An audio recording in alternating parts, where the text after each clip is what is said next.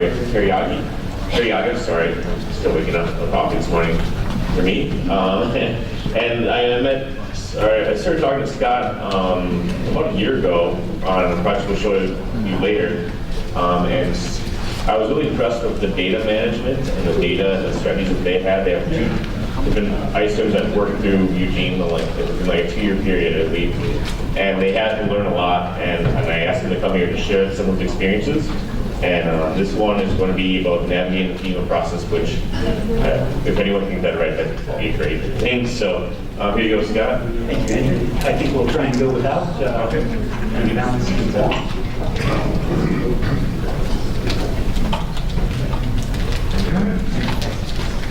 It's a real pleasure to be here. I'm really delighted to see that we'll be addressing both utility folks and municipal folks, because I'm a solid believer in the fact of building coalitions, and if only one set of stakeholders is involved in the process, it's going to be half as successful at best as if we have the public and all the various stakeholders involved in an undertaking.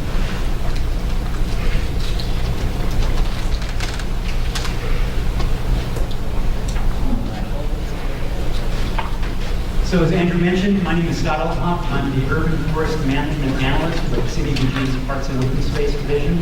My primary focus is on strategic planning, workforce development, and processes improvement. This is my colleague. My name is Cariaga. Can everybody hear me okay? I can put a mic on if you need me to. Normally I think I speak loud enough you can all hear me. I'm a technical specialist for the City of Eugene. I really have focused lately on designing and developing apps, and specifically for tracking storms. Work very closely. I heard we have another wizard in the room. Eric is our data wizard, and so kindred soul here. He really helped us advance smart cities are cities that use data to drive their decision making, and Eric has been really instrumental in that process. So a little bit about where we're from. As you can see, we're up here in Eugene, Oregon. We're really part of the southern Willamette Valley. You can kind of see the valley in there. About as far away as we can get from in the country. We have a very mild, temperate climate. Typically, this time of year, we're looking at 40 to 50 degree highs as standard, lows just above freezing, real big trees. So also home of the University of Oregon and the Oregon Ducks. Some of you may know us from that too. We're very proud of our Ducks. So in Oregon, as Andrew mentioned, over the last several years, we've had 2 FEMA qualifying events, 2 ice storms. I must say I'm a little self-conscious about talking about a mere 1 inch of ice after hearing Rich Howard talk about 5 inches of ice affecting trees on a regular basis. The prime difference is, as Eric mentioned, our Willamette Valley is very sheltered by the Coast Range. I've been in Eugene for 30 years, have never experienced an ice storm beyond just a skip of ice. So our trees, in addition to being very large, have never experienced those types of stress forces. So it was, if not catastrophic, calamitous, as one of our speakers yesterday mentioned. This is a picture from 2014, a standard streetscape throughout our city. This was replicated hundreds, if not thousands of times throughout the city. What you see are some pin oaks, Quercus palustros, on the left that have a mountain of debris at the base, shattered limbs from the ice, but a comparable amount, and perhaps even more, up in their crowns. So we were faced with unparalleled amount of debris to contend with. Interestingly enough, while I'm thinking of it, we were very surprised. Our standard species profile, what we thought were our storm resilient trees, turned out to be not so much with the ice storm. The hardwoods, the oaks, our native oaks, the pin oaks, London plane trees, they seem to take it the hardest. In contrast, our conifers and our softer woods like cottonwood, maples, sweet gum, they seem to just flex and fare relatively well. So that's probably a good lesson for us to be resilient, to be flexible instead of sort of strong and unflexible. This is an interesting picture. I'm sure Jake will find this not such a mystery. I don't know how many of you are familiar with the Caucasian wingnut. No, not me. The tree, Cariaga fraxinifolia. This was the only specimen I know of in town, and the ice brought it down, roughly an inch of ice. Post-mortem, as Jake was just talking about, clearly either root segments historically in the road or intense compaction, and then this tree was actually slated to be pruned. I had asked our crew to prune it to balance the crown, and between the crown and balance and this, that's the end result. So what you're looking at here is kind of typically what we found. You can see ice-loaded trees, they're extremely heavy, way more than they're used to. Find the defects. We heard that happening. Many of the people mentioning that yesterday. They'll find the defects in the wood. Not a strong wood, can't carry the load, comes down on the house. You can see that typically happen all over the city. Both storms, both 2014 and the 2016 ice storms that we suffered, that kind of damage is what we found. We did start to deal with that, and we'll get into that a little bit later in the slide about some of the things that we started to do better in the 2016 storm, some of the lessons we learned, things like that. One other thing that Scott had mentioned is we had to determine what species were getting hit. We're very fortunate to have a full tree inventory. We started to know where those hot spots would be. Sometimes rely on the general public for calls, but when you know what trees you have and you can start to recognize which ones are suffering from the damage, you can send your crews to the places that you know the damage has probably occurred. We've got about 90,000 street trees in Eugene, and a full crew of only 10 people. Only 5 of those folks are field arborists, so we had quite a bit of work ahead of us. In some ways, the tree work is the easy part. I imagine you folks, being in the epicenter of rough weather, understand that. Tree work is pretty linear. You have an obvious problem and you deal with it with straightforward measures. For us, dealing with the catastrophic event, it was the documentation and the paperwork and the record keeping that seemed to be most challenging for us. It's often 2 steps forward, 3 steps back, or worse. So to give you an idea of the topics we'll cover today, our objectives are pretty straightforward. First and foremost, we'd like to share our recent experience working to meet FEMA's stringent requirements for catastrophic events. Secondly, we'd like to communicate the key lessons we learned during those several years. And thirdly, we'd like to provide you with a few tips that hopefully you can bring back to your own communities and not have to reinvent the wheel, and to make your organizations and your communities a little more resilient. So really, to simplify it down so that you can kind of get yourself started prepared, you want to have a plan, and a good plan is going to help you navigate through the system. A diverse group of people that have a lot of different expertise but are well trained in practice. This is going to help you respond. And then, like Scott was mentioning, use good technology. You can see this is a really modern, high-speed boat that's all state-of-the-art. Those things will help you when the storms hit. So be prepared, have a good team, get them planned and organized and practice, and then use good technology. These are 3 good steps to help yourself be prepared. It's only when those 3 components are really in place that you can build those efficiencies and stay in control of the situation.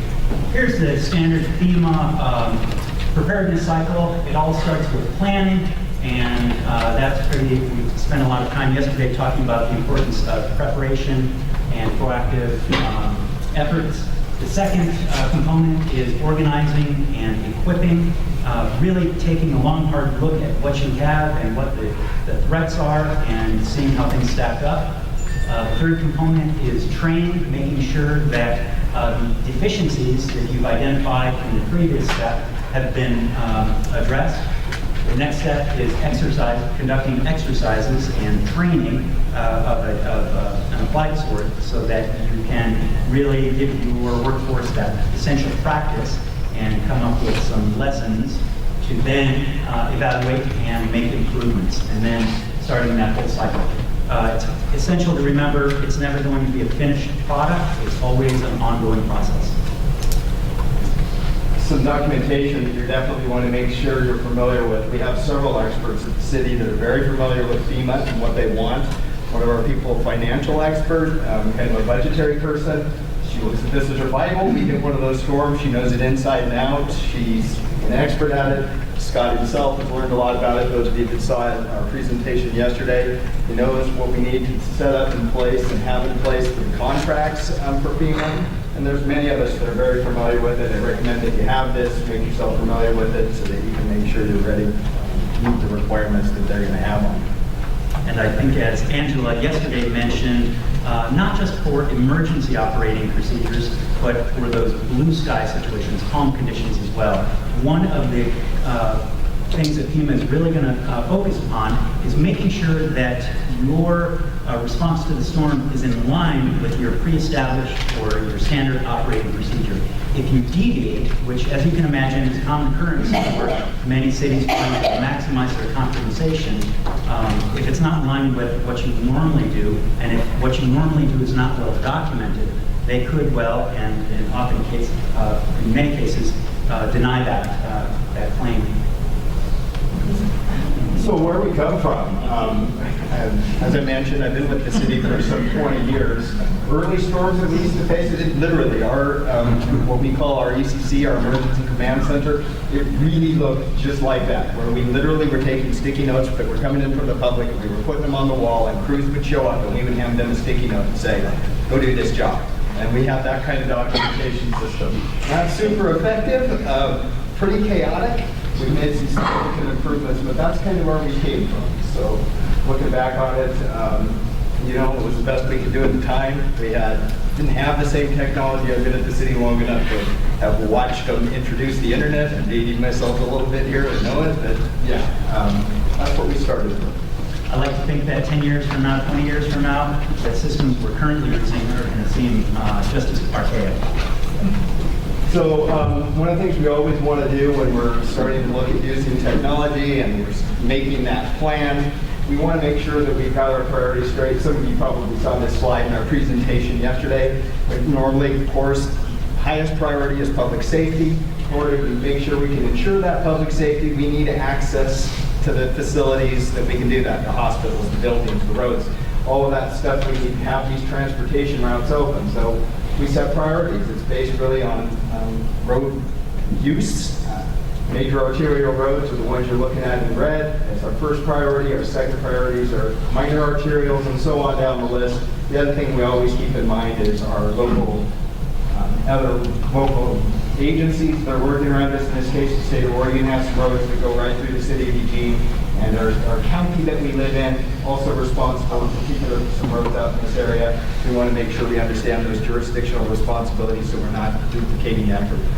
And when FEMA looks at our operations and wants to inspect what we're doing, see that we have a clear and coherent plan in place for accessing and maintaining the SMART objectives or attaining the SMART objectives, this goes a long way. It's not unlike a job interview. Those first 5 minutes, a lot of the later processes are going to be dictated by that first impression. So showing that you have strong systems in place is going to go a long way.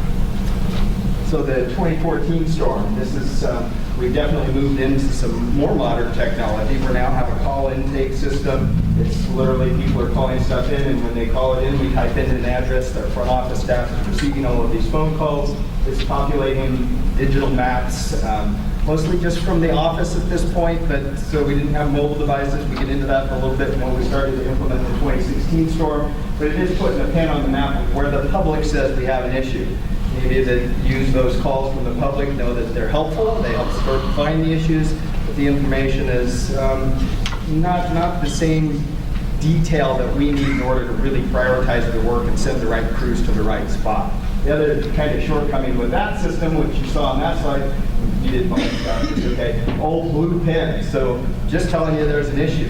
We start to get a little beta, this is actually later in the 2014 storm where we start to implement, hey, at least let's get some kind of priorities on those pins so we can see, again, what the public is saying based on the call. We're having to prioritize them. So you can see a few red ones on the map here. Somebody probably says they have a tree on their house or the car or the street is blocked. We don't know whether it's true or not because we haven't sent our own scouts out there or professionals to look at it. That's what the public is telling us. We're going to mark those as priorities and start to push our crews to those first. So let's step in the right direction. We still make some further improvement. So this is that kind of improvement. This is now what you're looking at is with some of the technology we started to use in 2016. This stuff is now, you're looking at the desktop version of an application that we created, but it is also happening from a mobile device. That's lifetime data being fed not from the public, but from our staff, what we called Storm Scouts. We literally took some of our staff and taught them. They were using this in their standard operating procedures. Like Scott said, we've been implementing this technology for them to go out and track where they're doing this work.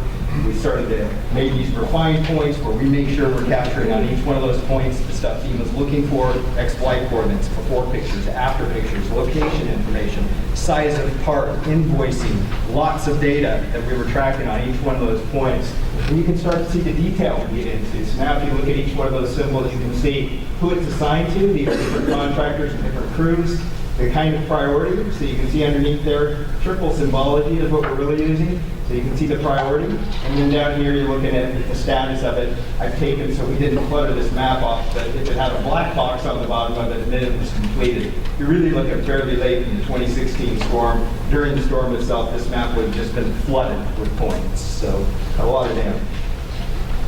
Again, this is the mobile technology. This is one of our field crews out there. This is one of our storm scouts actually documenting the work on a specific tree. As soon as he puts that point in, it populates back to the other application. All staff can see it that either have a mobile device or sitting in the office like I am as a technician. They're helping evaluate the storm and making sure we're responding to it, sending the appropriate staff to the appropriate location and getting the priorities taken care of quickly. In addition to thoroughly documenting each situation to satisfy FEMA requirements, this also was such a great help. Eric did a tremendous amount to help us operate in real time so that our command center staff could see exactly, oh, so-and-so is here, this crew, they've dealt with it, it's his status, and really building those efficiencies and those insights. This is just a blow-up of the slide two slides ago, showing how with a single icon we have a tremendous amount of information, perhaps 10 times as much information conveyed as with just a simple pin. In addition to the XY coordinate, we have the crew sign, the priority rating, the status, and it just goes so far. And it makes FEMA's job of kind of making sure that our information is correct. The power lines too, so we start to add a lot of in these digital maps that we're making, these digital applications. We're, our community, City of Eugene, we have a very robust GIS system, so lots of layers of information. We've got the local utility lines in there. We're constantly reminding our staff, hey, you're working near power lines, be careful out there, those things could be hot. So we're constantly doing that kind of stuff. This slide doesn't show it, but we also show property lines. Sometimes becomes important. We do have an inventory. Should be able to determine private trees from public trees. We're of course responsible for all those public trees. But sometimes they're pretty close to the property line. These things are all GPS enabled. It'll get it pretty tight and helps our staff quite a bit determine that. What you're looking at here is the most recent rendition. So this is actually stuff that we started to capture different fields of information. This is an app that we built specifically for the urban forestry work crew, and you can kind of get an idea of what we're tracking. You know, we have a unique identifier for the work orders there, the location, like I said, the priority of the work, the status, what type of work it is. During the storm, we have this is storm hazard removal kind of work type. DDH class, who the work's assigned to, what the task is, whether it's to prune, to remove, whatever it is. We give them a notes field. You can't see it at the end down there, but we're tracking before and after pictures on all of these work orders that are happening. Kind of get an idea of just how robust it is. That's just one of the tables. So what we're looking at is just one table of information. We have very deep, robust information about what's happening, not only in urban forestry, but specifically for storm. One of the developments that we made in our operating system was how we were structured, and that's going to be another majorly important consideration to make sure that the FEMA process goes smoothly for you. in prior storms or previous storms, we did not break out into a tree branch. We just had operations, and that really set us back. During the 2016 storm, we really focused on information management. That was one prime component. So Eric and his team really overseeing the information management. Then we had contract managers. Our internal force is so small that we are utterly reliant on contractors to help us, and they played a major component, probably undertook 3/4 of the actual tree work. Then our tree scouts, those are internal agency staff members, folks who, technicians and such, administrative folks who normally in a storm would be sitting idle, not being utilized. But in this storm, we realized they could play a valuable role, so we did a lot of preemptive training to help us with that information management. So they would go out and assess and use those iPads that we were using to provide us information that greatly facilitated matters. And then last but not least, the actual tree work undertaken by city crews. I will mention we really placed a lot of emphasis on working closely with our partner agencies, our local utility. Having a strong liaison officer makes all the difference. And as was mentioned yesterday, you can do a lot of preemptive work using good public messaging to reduce the volume of calls that you have to field, and you can really focus on the work that needs to be undertaken.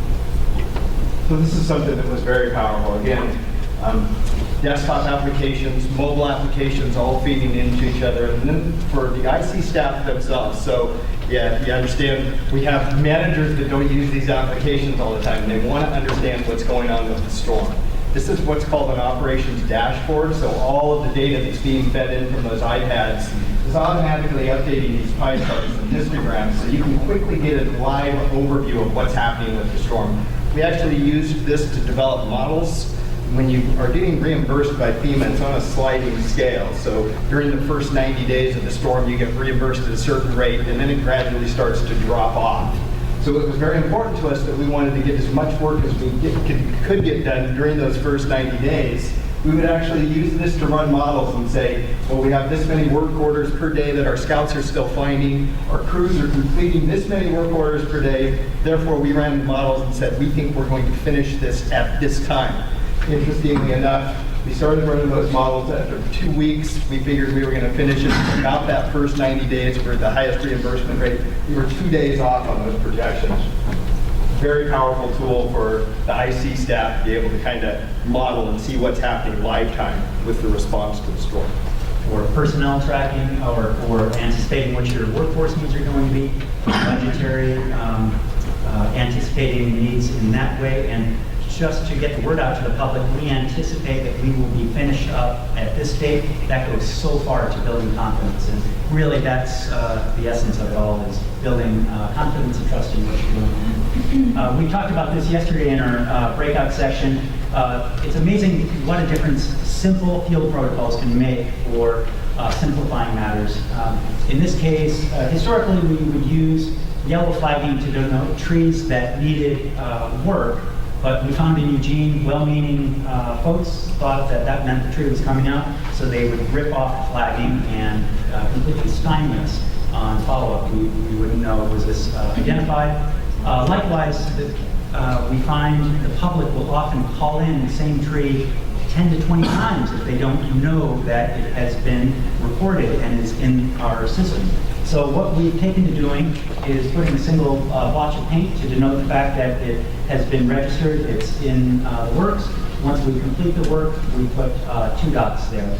We often supplement it with flagging just so it can be viewed at a distance, but it really is a time saver. I'm hoping that, I was talking to a gentleman, we mentioned that slide yesterday, and a gentleman from Texas over here that told me that they used the white paint mark and there was people following them around with brown paint to wipe them down. So we haven't learned that, the public hasn't learned that yet, Eugene. It's not one of the things we intend to share from the conference. So. And then the tricky part can often be, in this case, it's clearly a removal. So to denote that, we put a slash mark. But communicating that to your public can really simplify your task. A little bit more about the applications. We'd like to, and you should think about using standardized platforms or at least compatible platforms. So all the work and all the data that we're tracking, it's also compatible with our local utility company. Here you're looking at the county that we live in, using very similar kind of applications so we can share lifetime data with them. Really, although we were talking about trees, we're also trying to build a model should we hit a major catastrophe like an earthquake, or we know we're going to need state resources. This is state's emergency management application. Again, ours are compatible with theirs. We can consume data from them. We can share data with them lifetime. So that's something to keep in mind as you're starting to look towards these technologies. This is an interesting development. It's too bad Tom Smiley's not here. I know he's very into drones. We have 4 licensed operators within our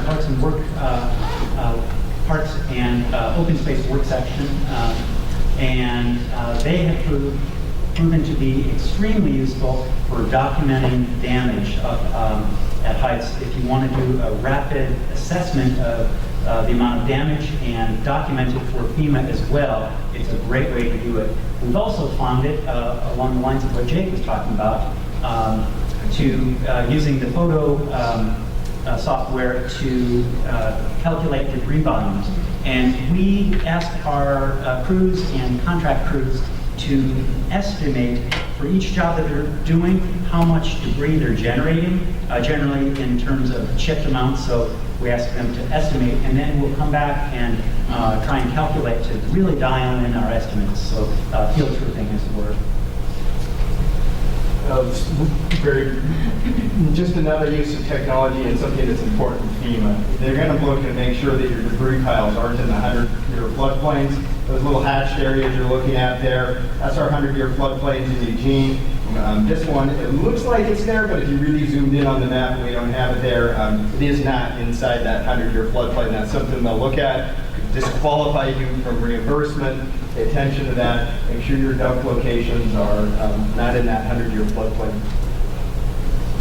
An important component, that last evaluation step, we did a lot of hot washing or after action review and broke things down into specific teams. Every person that took part in our storm response was asked for feedback and suggestions for improvements or to really clarify what worked well and needed to be replicated. And that's really the essence of adaptive management, just making sure that you're making continuous improvements. And that's how we made the jump from where we were in 2014 to where we were in 2016. So just a quick summary of the key points. It's essential to start planning, practicing, and working to build strong relationships with stakeholders as soon as you can. Start yesterday, ideally, but in the absence of that, start today. Also, establish, document, and follow, as I mentioned, standard operating procedure, both for those blue sky days and storm response incidents. Train as you fight and fight as you train. That's one thing I found in the past. We set up, we have everyday working systems, and then an emergency hits, you swap, nobody's familiar, no one's had time to practice, so make sure your standard operating procedure is roughly equivalent to your emergency operating procedure. Understand what you have and what FEMA is looking for, and also understand what new developments are on the horizon, both opportunities and threats. Next, adopt a team of teams approach. One of the best books I've read in recent years is by Stanley McChrystal, talking about creating a more adaptable and nimble workforce, especially for large organizations. It basically boils down to cultivating organizational adaptability, connectedness, facilitating idea flow, and empowering the workforce to make field-level decisions and not creating institutional bottlenecks. Last but not least, it's essential to remember that it's not going to be a single major development that makes a difference. It's going to be the sum of all those small differences that collectively get you to where you want to be. So, by way of summary, success in navigating the FEMA process depends upon the following: having solid but flexible plans, policies, and procedures in place for everyday and emergency operations, staying nimble, adaptable as an organization, and always focusing on good information management. Documentation and record keeping is key. So to the extent that you can, incorporate that record keeping into your everyday procedures. If you could just get pictures and location, it would go a long ways. Last, cultivating strong working relationships with all partners and stakeholders. That applies to within your organization, also other agencies, state and county, but also utilities and the general public. So when considering navigating the FEMA process, we're faced with two possibilities, extreme possibilities. On the right is a well-known scenario. I think this cruise ship went off course and hit a reef and flooded, and that's definitely the scenario we're trying to avoid when trying to navigate the FEMA process. Basically, what that boils down to is they deviated from standard operating procedure and got a little complacent. In contrast, the Coast Guard boat on the left is off the Oregon coast. Clearly a well-trained, cohesive group with the best equipment, a strong plan. They're clearly in control of the situation, and that's where we'd like to be. Thank you very much. Thank you.